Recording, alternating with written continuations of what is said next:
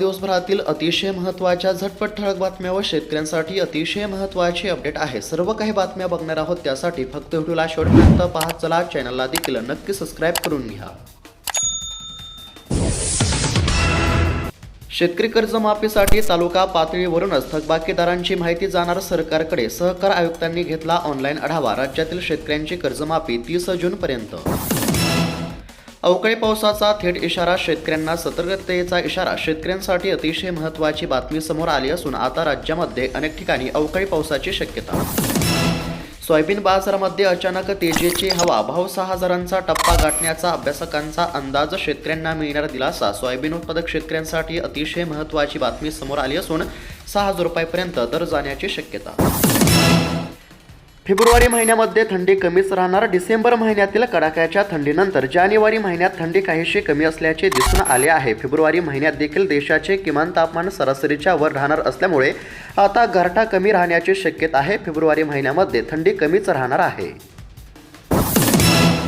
नव्या हळदीला दराची झळाळी, राज्यात उत्पादनामध्ये 20% घट अपेक्षित। दर चांगले राहण्याची शक्यता, शेतकऱ्यांना मिळणार दिलासा। यंदाच्या हंगामातील हळदीची काढणी सुरू झाली असून उत्पादनामध्ये 20% घट होण्याचा अंदाज वर्तवण्यामध्ये आला आहे। तसेच दरामध्ये सुधारणा होण्याची देखील दाट शक्यता आहे।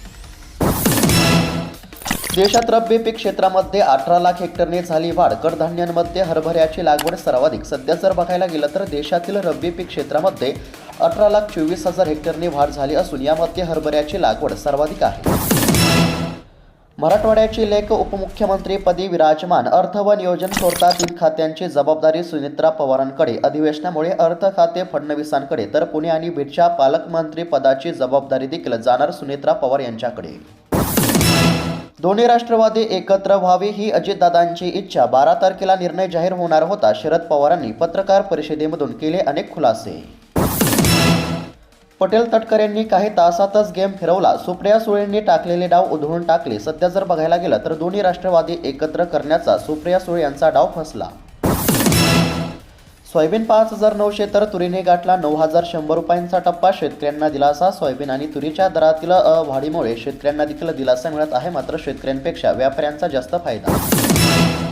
अवकाळीचा फटका, द्राक्ष, गहू व कांदा पिकांचे नुकसान, शेतकरी झाले हवालदिल। सध्या जर बघायला गेलं तर राज्यातील अनेक ठिकाणी सध्या अवकाळी पावसाने जोरदार हजेरी लावली असल्यामुळे शेती पिकांचे मोठे नुकसान झाले आहे। नाशिक जिल्ह्यातील शेतकऱ्यांचे देखील मोठे नुकसान झाले। उत्पादनामध्ये घटीमुळे द्राक्ष दरामध्ये वाढ। स्थानिक पातळीवरती 100 रुपये प्रतिकूल दराने विक्री। दरामध्ये सुधारणा झाली असली तरी उत्पादनामध्ये घट आहे। लाडक्या बहिणींसाठी महत्त्वाची बातमी, जानेवारी फेब्रुवारीचे 3000 रुपये एकत्र जमा होण्याची दाट शक्यता। नक्कीच बहिणींना दिलासा मिळू शकतो। ढगाळ हवामानामुळे रब्बी हंगामावरती रोगराईचे सावट। गहू, हरभरा अन कांदा पिकांवरती प्रादुर्भाव। औषध फवारणीच्या खर्चामध्ये झाली वाढ। सध्या जर बघायला गेलं तर शेतकरी संकटात। शेतकऱ्यांच्या बँकेच्या खात्यावरती 2500 कोटी रुपये जमा। राज्यात किमान हमीभावाने 6 लाख मेट्रिक टन सोयाबीनची खरेदी पूर्ण झाली असून आतापर्यंत शेतकऱ्यांच्या खात्यावरती 2500 कोटी रुपये जमा। जलजीवनसाठी 10% लोकवर्गणी, 344 ग्रामपंचायतीचे हातवर। निधी अभावी परभणीमध्ये 261 कामे अर्ध्यातच रखडली। 264 कोटींची अतिरिक्त गरज। सध्या जर बघायला गेलं तर परभणी जिल्ह्यामध्ये निधी अभावी अनेक कामे रखडली आहेत। हमीदराने तूर खरेदीला अखेरकार मंजुरी, शेतकऱ्यांना मिळाला दिलासा। राज्यातील तूर उत्पादक शेतकऱ्यांसाठी अतिशय महत्त्वाची बातमी समोर आली असून तूर खरेदीस सुरुवात। उपमुख्यमंत्री पदाची जबाबदारी स्वीकारताना मन अक्षरशः भरून येत आहे, सुनेत्रा पवार यांचं प्रतिपादन। वेचणी अभावी कापूस शेतातच, वेचणीचा शेतकऱ्यांसमोर प्रश्न। मजूर टंचाई आणि पावसाच्या भीतीने शेतकरी अस्वस्थ। सोयाबीनला हमीपेक्षा अधिक भाव, नाफेड तारांकडे शेतकऱ्यांची पाठ। वाशिम येथील बाजार समितीमध्ये सोयाबीनला 5800 रुपयांपर्यंत दर। जळगाव जिल्ह्यातील नुकसानग्रस्त भागाची पालकमंत्र्यांकडून पाहणी। तलाठी कार्यालयामध्ये प्रसिद्ध होणार बाधित शेतकऱ्यांच्या याद्या। खाद्य झाले महाग, दूध झाले स्वस्त, पशुपालक संकटामध्ये। शेतीला जोडधंदा म्हणून पाहिला जाणारा दुग्ध व्यवसाय सध्या अडचणीमध्ये आहे। रब्बी हंगामात पीक कर्जाची मागणी घटली, शेतकऱ्यांचे लक्ष कर्जमाफीकडे। राज्यातील शेतकऱ्यांची कर्जमाफी 30 जून 2026 पर्यंत होणार। अनुदान वाटप घोटाळा, 2 तलाट्यांसह 4 जण जेरबंद. आर्थिक गुन्हे शाखा आजवरती 31 जणांना केले जेरबंद. जालना जिल्ह्याची अपडेट बघायला मिळत आहे. जालना जिल्ह्यामध्ये अतिवृष्टी अनुदानाचा घोटाळा उघडीस आला असून आता अनेक आरोपींना अटक करण्यात आली. घरकुल न बांधताच 61 जणांनी उचलला निधी. आठवडाभरामध्ये पैसे परत करा. मनपाने नोटीस बजावताच लाभार्थ्यांमध्ये खळबळ. छत्रपती संभाजीनगर जिल्ह्याची अपडेट बघायला मिळत आहे. घरकुल न बांधताच 61 जणांनी निधी उचलला असता आता आठवडाभरामध्ये पैसे परत करण्याच्या नोटिसा देण्यात आल्या.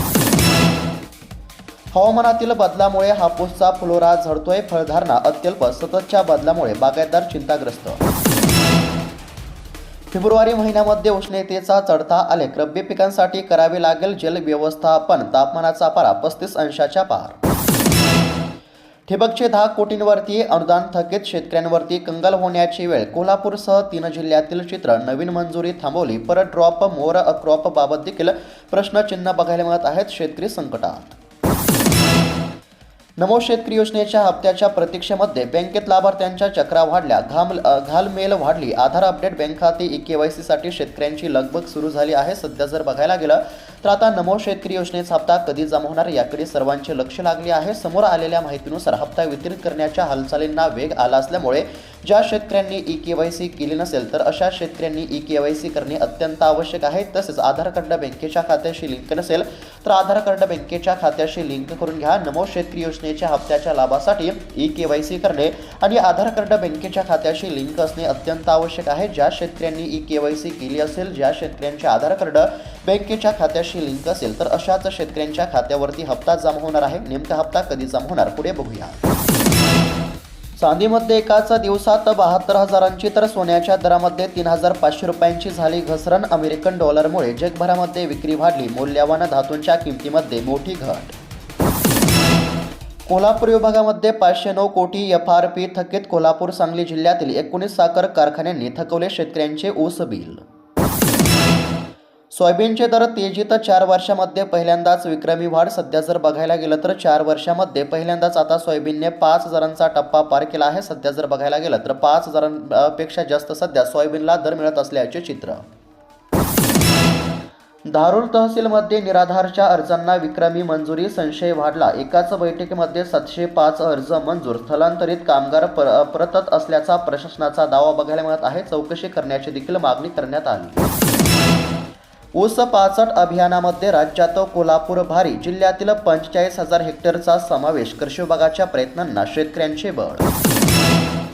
तूर 9,000चा टप्पा गाठणार. आंतरराष्ट्रीय बाजाराच्या अभ्यासकांचा अंदाज बघायला मिळत होता. त्यानुसार आता तुरीने राज्यातील काही बाजार समित्यांमध्ये 9,000 रुपयांचा टप्पा पार केला असल्यामुळे राज्यातील तूर उत्पादक शेतकऱ्यांना दिलासा मिळत आहे.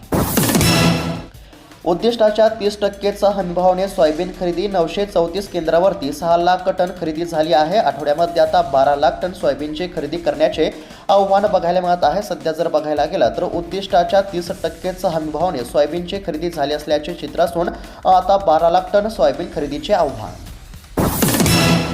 शेतकऱ्यांसाठी अतिशय महत्त्वाची बातमी समोर आली आहे. EKYC अभावी अद्याप देखील बऱ्याच शेतकऱ्यांच्या खात्यावरती नुकसान भरपाईची रक्कम जमा झाली नसल्यामुळे ज्या देखील शेतकऱ्यांनी EKYC केली नसेल तर अशा शेतकऱ्यांनी EKYC करून घ्या. तसेच आधार कार्ड बँकेच्या खात्याशी लिंक नसेल तर आधार कार्ड बँकेच्या खात्याशी लिंक करा.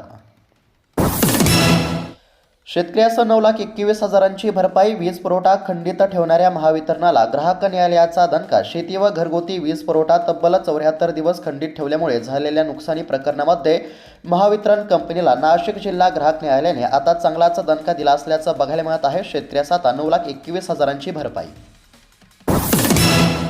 कन्नड तालुक्यामध्ये मका खरेदीत गोंधळ. 50,000 क्विंटल नोंदणी. कोटा केवळ 4,500 क्विंटलचा. शेतकऱ्यांचा आंदोलनाचा इशारा. कन्नड या ठिकाणी मका खरेदीमध्ये चांगलाच गोंधळ आहे. कृषी यांत्रिकीकरण योजना अनुदानाचा निधी कधी मिळणार शेतकऱ्यांना प्रश्न. अकोला जिल्ह्यातील शेतकऱ्यांना अनुदानाची प्रतीक्षा. 3,50,00,000 रुपयांच्या अनुदानाची मागणी. 30 जूनपूर्वी सरसकट कर्जमाफी होणार. कृषी मंत्र्यांची घोषणा. राज्यातील शेतकऱ्यांसाठी अतिशय महत्त्वाची बातमी आहे. राज्यातील संकटात सापडलेल्या शेतकऱ्यांसाठी राज्य सरकारने अतिशय महत्त्वाचा निर्णय घेतला आहे. सरकारने घेतलेल्या निर्णयानुसार राज्यातील शेतकऱ्यांची कर्जमाफी 30 जून 2026 पर्यंत होणार. शेतकऱ्यांसाठी महत्त्वाची बातमी. राज्यातील महायुती सरकारने शेतकऱ्यांना कर्जमाफी देण्याच्या दृष्टीने राज्यातील सर्वच जिल्हा मध्यवर्ती बँका, राष्ट्रीयकृत बँकांकडून माहिती मागवली आहे. 30 सप्टेंबर 2025 अखेरच्या थकबाकीदारांसह आर्थिक वर्ष 2020-21 ते 2024-25 या 5 वर्षामध्ये नियमित कर्ज परतफेड करणाऱ्या अल्प मुदत, मध्यम मुदत आणि दीर्घ मुदत कर्जदारांच्या माहितीचा यामध्ये समावेश असून आता शेतकऱ्यांची कर्जमाफी केली जाणार आहे. सरकारच्या माध्यमातून कर्जमाफी करण्याच्या हालचालींना वेग आला. शेतकऱ्यांसाठी महत्त्वाची बातमी. ई-केवायसी नाही मग लाभ देखील कसा मिळणार? शेतकऱ्यांसाठी अतिशय महत्त्वाची बातमी असून नमो शेतकरी आणि पीएम किसान योजनेच्या हप्त्यासाठी राज्यातील शेतकऱ्यांना ई-केवायसी करण्याचे आवाहन करण्यात आले आहे. उदंड झाले कर्ज. राज्यावरती कर्जाचा मोठा डोंगर. रिझर्व्ह बँकेच्या आकडेवारीने राज्याची आर्थिक स्थिती उघड. राज्यावरील वाढते कर्जाचे मोठे आव्हान. सध्या जर बघायला गेलं तर महाराष्ट्र राज्यावरती सध्या कर्जाचा मोठा डोंगर बघायला मिळत आहे. पीक विम्यासंदर्भातील शेतकऱ्यांसाठी अतिशय महत्त्वाची बातमी आहे. खरं तर जानेवारी महिन्यामध्ये शेतकऱ्यांच्या खात्यावरती पीक विमा जमा होणार असल्याचं सांगण्यामध्ये आलं होतं, परंतु अद्याप देखील शेतकऱ्यांच्या खात्यावरती पीक विमा जमा झाला नाही. समोर आलेल्या माहितीनुसार लवकरच पीक विमा मिळण्याची दाट शक्यता आहे. शेतकरी मित्रांनो, नमो शेतकरी योजनेचा हप्ता आणि पीएम किसान योजनेचा हप्ता लवकरच जमा होणार आहे. ई-केवायसी केली नसेल तर ई-केवायसी करा.